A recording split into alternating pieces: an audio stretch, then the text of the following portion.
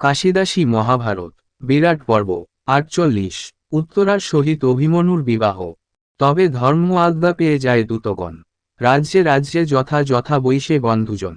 পাণ্ডবের কথা শুনি যত বন্ধুগণ, শ্রুতমাত্র মৎস্যদেশে করিল গমন।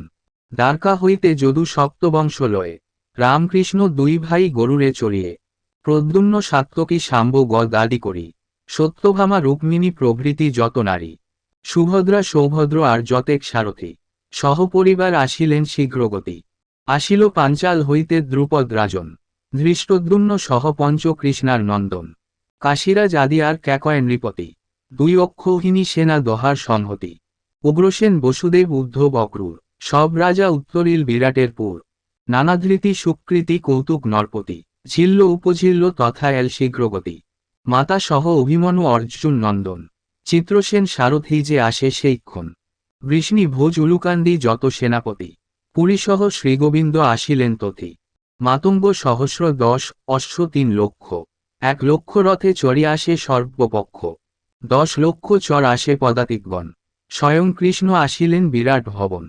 গোবিন্দেরে দেখি পঞ্চ পাণ্ডব সানন্দ, চকর পাইল যেন পূর্ণিমার চন্দ্র। আলিঙ্গন দিয়া রাজা কৃষ্ণে না ছাড়েন, দুই ধারা নয়নেতে অশ্রু বরিষেন। অশ্রুজলে গোবিন্দের ভাসে পীতবাস, মুখেতে নাস্ফুরে বাক্য গদ গদ ভাস। প্রণমিয়া শ্রীগোবিন্দ বলে মৃদু ভাষা, একে একে পঞ্চ ভাই করেন সম্ভাষা। সবারে করেন পূজা রাজা মহাশয়, থাকিতে সবারে দেন উত্তমালয়।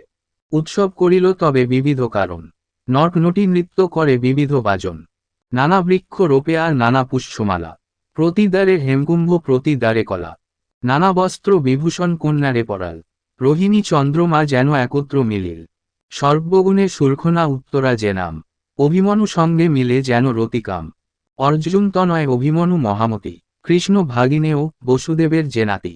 ভক্তিভাবে মৎস্যরাজ করে কন্যাদান, রথ গজ অশ্ব দিল প্রধান প্রধান। ১ লক্ষ দিল গজ রত্ন সিংহাসন, প্রবাল মুকুট রত্ন দিল নানা ধন।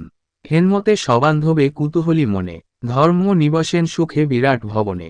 বিদায় করেন ধর্ম যত রাজগণ, যে যাহার দেশে সবে করিল গমন। শ্রীকৃষ্ণ রহেন তথা আর অভিমন্যু, বিদায় করেন কৃষ্ণ আর যত সৈন্য। যত যদুনারী গেল দ্বারকা নগর, বলভদ্র আদি আর যতেক কুমার। পাণ্ডবের অভ্যুদয় শুনে যেই জন, সর্ব দুঃখ খণ্ডে তার ব্যাসের বচন। মহাভারতের কথা অমৃত লহরী, শুনিলে অধর্ম খণ্ডে পরলোকে তরি।